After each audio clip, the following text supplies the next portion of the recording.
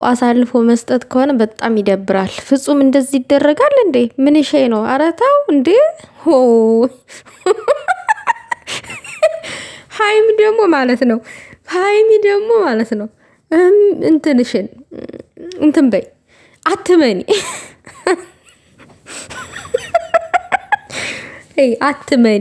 አትመኒ። አሁን ፍጹም ራሱን ነጣ ለማውጣት ነው አንቺን አሳልፎ የሰጠው ወይስ ምንድን? አሁን ምን ይባል? አሁን ይሄ ምን ይባላል?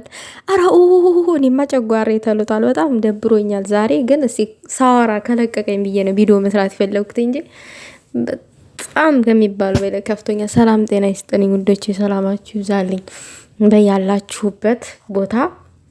እኔ ዛሬ በጣም ጨንቆ የነበረ የምር እውነት ለመናገር ያክል ብሩኬ በምን አይነት መንገድ ሀይሚን ይበቀላት ይሆን ምናምን ነገር እያልኩኝ በጣም ጨንቆ የነበር። ምክንያቱም ተደራራቢ 2 ቀን ነው ፕራንክ የተደረገው ማለት ነው። 2 ቀን ፕራንክ ስለተደረገ እኔ እውነት ለመናገር ያክል አሳዝኖኛል። ስለ እውነት ለመናገር ያክል ምክንያቱም በተከታታይ ነው 2 ጊዜ ፕራንክ ያደረገችው።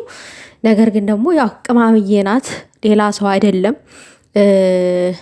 ያው የራሳችሁን ሰው መናገር ይከብዳቸዋል እና ሌላ ሰው ቢሆን እኛ በአናቱ ተክለን ነበረ ሰማይ ፎቅ የምንወስደው ማለት ነው። ሰማይ በሁለቱ ግን ድርድር ስለማናቅ ሁለቱ ፕራንክ ለሚደራረጉት እኛ ዳር ሆነን እንደ ቡና ጠጫ አፋችን ላይ ጨርቅ ጣላ አድርገን መከታተል ነው የኛ ስራ አይደለ? እንደ ቤተሰብ እንደዛ ነገር። የዛሬው ደግሞ ውዶቼ ጆሮአችሁን ይዛችሁ ጩሁ ይላችኋል። የዛሬውማ ማለት ነው። የዛሬው ያሳብዳል ሁላ ማለት ነው።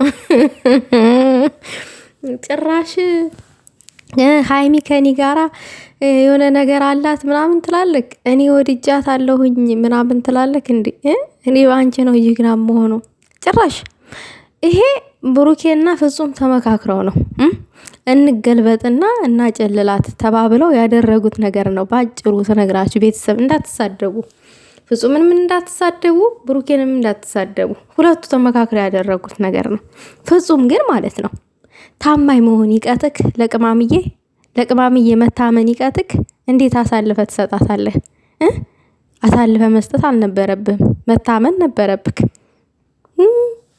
የዝን ያክል እንደዚህ ቅማሟን አሳልፈ መስጠት ምን ነው እንዴ? እንግዲህ ብሩኬ በቀላሉ ይቅርታ መቀበል አልፈለገም ነበረ። ቅማምዬ እንደዛ ስትለምነው ቅማምዬ እንዲው ቸኮሌቱንም ምኑንም ገዝተሽ ይቅርታ መጠየቅ ነበረብሽ። ይሄ ሁሉ ውስብስብ ውስጥ አትገቢም ነበረ። አዎ እንዳልሽው ኢሉፖፕ ምናምን እንዳልሽው ብታደርጊ ምናልባት ነገሩ ባጭሩ ይቋጭ ነበረ፣ አንቺ እንዳልሽው ማለት ነው። ነገሩ ግን ባጭር አልተቋጨም። ሌላ ጣጣ ነው ይዞብሽ የመጣው የኔ እናት የኔ ቅማም።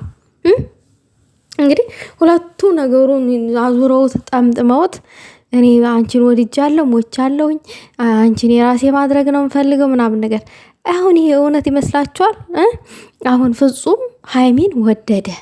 አቤት የወንድሙን ተመኘ። ማን ነው? ቤት ሀገር ነው እንደዚህ ሊሆን የሚችለው? በየትኛው ሀገር? አሁን እኮ የሚያምሰው አለ።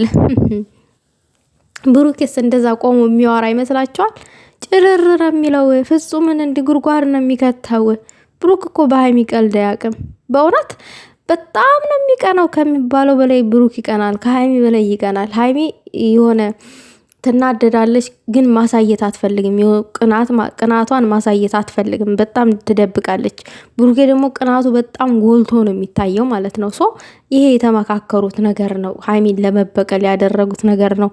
በምን አይነት መንገድ ያው እዛ ጋር አብሮ አንድ ሩም ውስጥ ምናምን ብሩኬ ስላገኛቸው ስለዚህ እኔ በግልባጩ እኔና አንቺ ብሩኬ የማያውቀው ነገር አለ። እኔና አንቺ እንዋደዳለን፣ ተስፋ ሰተሽኛል ምናምን ነገር ብሩኬ እንዲያምን ያው ብሩኬና ፍጹም ይተዋወቃሉ። ግን ምንድነው ብሩኬ እውነት እንዲመስለው አይነት ነገር ነው ብለው። ግን ፍጹም እንዴት ቻልክበት?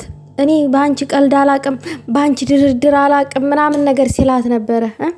አሁን ዛሬ ተገልብጦ ለብሩኬ አጋዥ ሆነ። ይህ ሀይሚዬ እንዴት እጇን እንደጠቆመችበት ማለት ነው። እንደዛ ተባብረኸኝ ነበረ፣ አሁን ደግሞ ተገለበጥክብኝ። እኔ እናንተ እንጋድላታለን፣ ተያያዘን ጉርጓር ነው የምንገባው። አርፈ ተቀመጥ፣ ዋ ብያለሁ ዋ ብላ አስጠንቅቃለች። ማስጠንቀቅ ይሻላል። የምሬን ነው። አሁን ለሃይሚ አሽቃብጦ ነበረ፣ ለብሩኬ እያሽቃበጠ ነው። የአሁኑ ግን ከፋ። የሃይሚን ደም ከፍ ነው ያደረገው የአሁኑ ትብብር። ነገሩ የትናንትናውም ትብብር የብሩኬን ደም ከፍ አድርጓል። እንዲህ የእነሱ አይበስም። እንዲ ሩም ውስጥ እኮ ነው አስባችሁታል? የብሩኬ ወንድ ልጅ እኮ ነው ልብ ምቱ ድብድቡ ብሏል። አሁን እኮ እዚህ ጋር እኔና አንቺ በቃ ይሆናል የለ ብሩኬ የማያውቀው ድብቅ ፍቅር አለ ምናምን ነገር ተስፋ ሰተሽኛል፣ ስለዚህ እኔ ደግሞ ተስፋ እያደረግኩ ነው በአንቺ ምናምን ነገር ተብሎ ወንድ ልጅ በዚህ ደረጃ እንትን መሰከስ አስባችሁታል? ልክ ላይክ ሌላ ነገር እንዳለ አድርጎ ማሳሰብ ነው የሚሆነው ማለት ነው። ነገሩ ወደ ሌላ ነገር እየገባ ነው። በጣም ያሳዝናል። እንግዲህ ነገርየው አልተቋጨም፣ በዚህ አላበቃም። ምክንያቱም ብሩኬም ጓገጭ ብሎ መናገር ያለበትን ተናግሮ ያው 2 ቀን አይደል ያጨለለችው፣ 2 ቀን ሊያጨለላት ስላሰበ አይ ብሩኬ በአንድ አፍ እኮ ነው 2 ቀን ማጨለል የፈልገው። ሃይሚ በተቀያያሪ ሙድ ነው አይደል ያጨለለችው።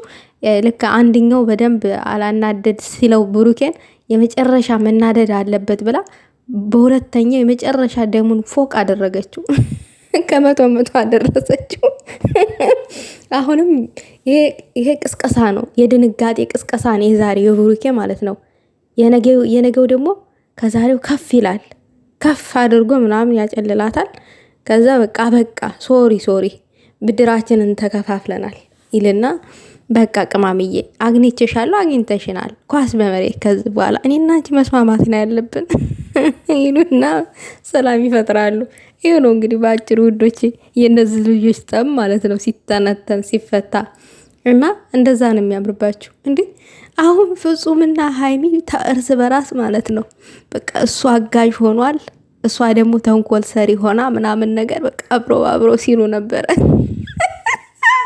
አሁን ደግሞ እሱ በእሷ ላይ ተንኮል ሰሪ ሆኗል፣ እሷ ደግሞ እሱን አስጠንቃቂ ሆናለች። አካኪ ዘራፍ በጭራሽ ያንተ የምታወራው ነገር ልክ አይደለም። ተያያዘን ገደል ነው የምንገባው። አለቀልህ ፍጹም አለቀህም፣ በህይወቴን የመጣብኝ እያለች ነው አሁን ቅማምዬ።